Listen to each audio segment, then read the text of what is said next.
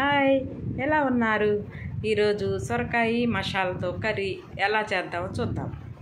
Stove మీద బాండి పెట్టండి. ఒక చిన్న సొరకాయ తీసుకొని బాగా చెక్కు తీసుకొని సన్న ముక్కలు కోసి పెట్టుకొని ఈ బాండీలో 3 స్పూన్లు నూనె వేసుకొని 1 స్పూన్ తిరగమాత దినుసులు వేసుకొని వేగిన తర్వాత ఒక మీడియం సైజు ఉల్లిపాయ 2-3 పచ్చిమిర్చి కోసి పెట్టుకున్నవి కూడా అవి కూడా సన్నగా కట్ చేసి తాలింపులో వేయండి.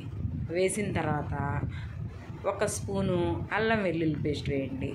ఒక 5-6 రెబ్బలు ఒలిసి పెట్టుకున్నాయి కచ్చి వచ్చాక నుంచి వెల్లుల్లిపాయ ఇది కూడా వేస్తే చాలా టేస్ట్గా ఉంటుందండి.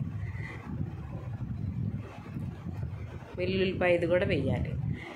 అల్లం పేస్టు ఆ వెల్లుల్లి పేస్టు 1 స్పూన్ వేసుకున్న తర్వాత మనం కోసి పెట్టుకున్న సొరకాయ ముక్కలు కూడా వేసుకొని కొంచెం ఉప్పు కొంచెం పసుపు వేసుకొని ఒకసారి తిప్పి మూత పెట్టుకోవాలండి. మూత పెట్టుకొని 10 నిమిషాలు ఆగి చూస్తే మళ్ళీ ఒకసారి తిప్పామనుకోండి ఆ బయటికి ఎంత నీరు వచ్చింది అంత చూస్తే సన్నగా మగ్గిపోయింది.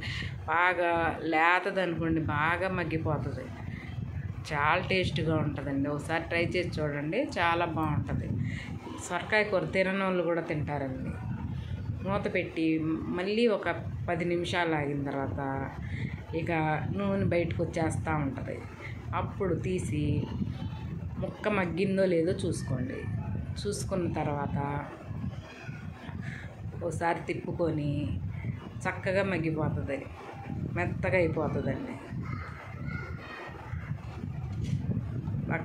మీడియంలో పెట్టుకొని మగ్గనిచ్చుకుంటే చాలా చక్కగా మగ్గిపోతుందండి.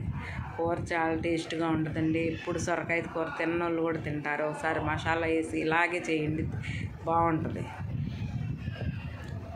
కొంచెం మగ్గిన తర్వాత ముక్క మగ్గిన తర్వాత దాంట్లో తగినంత కారము,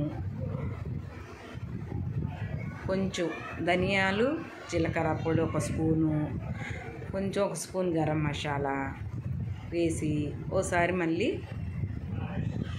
కూర అంతా కలపండి.